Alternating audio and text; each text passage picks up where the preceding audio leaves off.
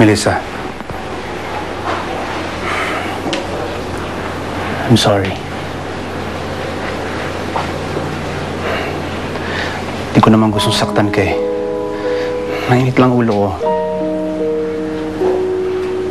Ikaw naman kasi, sinabi ko sa'yo huwag kang makipagkita sa kanya, pero nakipagkita ka pa rin. Nasaktan tuloy kita.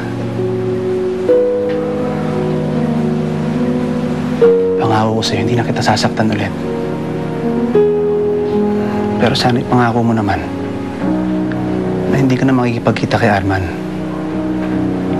Pwede ba yun?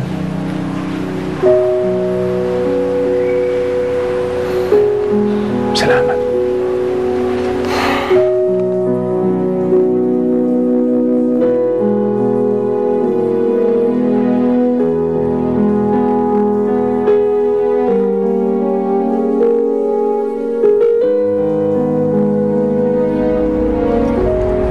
Gawin mo yun. Ano ba? Wag nga dito. Saan ko naman lalagay? Ilagay mo sa lamesa ko.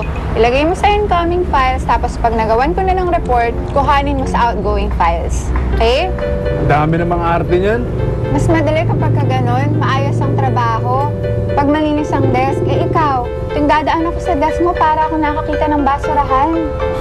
Mabuti pa, linisin ko na lang yung desk mo. Pagkatapos kong kumain, ayusin ko yun, ha? Para makapagtrabaho ka maayos. Huwag na, lalo na ako malilito.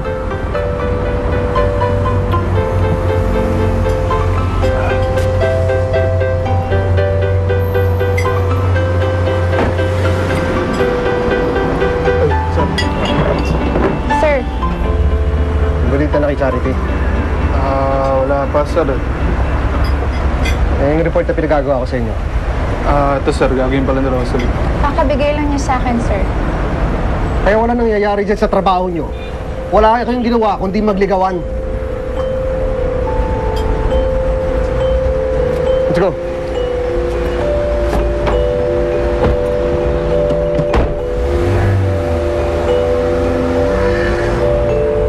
Ba't ang sungit na ngayon?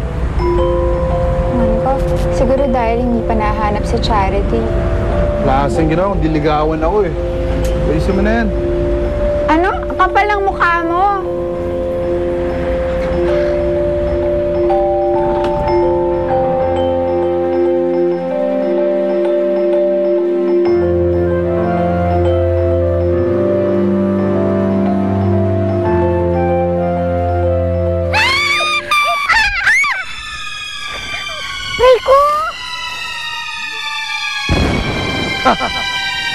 Siguro naman ngayon ay pwede ko na kayo makausap. Ano ba talagang kailangan mo sa amin? Well, simple lang naman. Ang gusto ko, sumarib na kayo sa amin. At pag nangyari yan, matutupad na ang lahat ng kagustuhan ninyo. Makakabalik na ako sa langit? Oh, darling, mas bongga at mas masarap pa sa langit ang pagdadalan ko sa iyo. Charity, huwag kang makinig sa kanya. Niloloko ka lang niya, kagaya ng ginawa niya sa akin. Kahit ano pang gawin mo, hindi kami sasanib sa'yo. Oo nga. Kay Ama lang kami. Dahil siya lang ang nag-iisang Diyos dito sa buong mundo. Talaga lang Kung di kayo sasanib sa amin, pwes, ipapakain ko na lang kayo sa aking mga pets! Alam niyo ba kung anong gagawin nila sa inyo? Dahil lang lalampain ang inyong maliliit na katawan. Hanggang sa maramdaman ninyo ang bonggang-bonggang sakit. At dahil dyan, kayo na mismo ang makikiusap na patayin na lang nila. Sige na, mga pets. Lapangin niyo na ang mga batang yan!